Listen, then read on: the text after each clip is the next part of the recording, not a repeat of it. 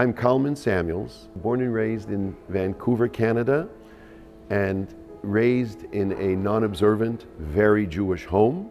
At the age of 18, after first year university, I had basketball and academic scholarships, and I was on my way to France to study for 4 months in the summer. My mother asked me to visit Israel en route because we had distant family here. Something happened in those 2 weeks. I'd never made it to France. I never made it back to my studies in British Columbia. And for the past 48 years, I am here. I became religious slowly and met my dear wife Malki, and we began to have our own family.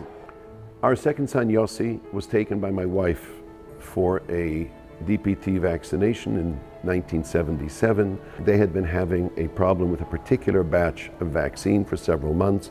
He became blind and deaf and very hyperactive, and our young lives was suddenly changed dramatically. Many well-meaning people suggested to my wife that she take Yossi out of the house, and Malki used to cry at night and say, "God, I'm never putting Yossi out of the house, but if you ever decide to help our Yossi, I will dedicate my life to helping other mothers with their similar problems." 7 years went by. Yossi was now in the deaf school. He began intensely to learn the 22 letters, and he developed language and words very quickly.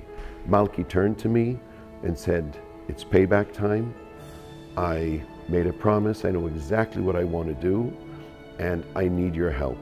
We rented a garden apartment in the Har Nof neighborhood of Jerusalem, and we began with 5 children with disabilities, not blind and deaf, children with mental disabilities. From this truly modest beginning, Shalva has developed over the last 28 years to the center that we are now in. We really could never have imagined servicing 1,000 children a day from birth to adulthood. We have now just opened our first apartment for independent living for adults. Everything Shalva has ever done has been at no cost. Shalva has become a model of excellence where centers from all over the world coming to study what we've done and asking us to help them understand it.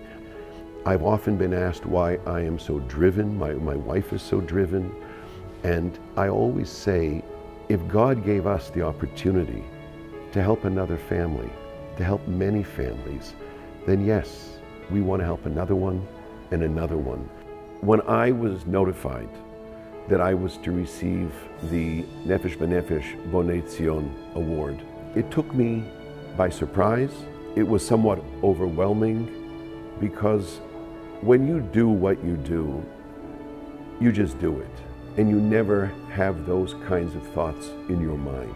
It's very, very special to have another extraordinary Anglo organization with great leadership recognize the work you have done. It's very meaningful, and I'm deeply appreciative.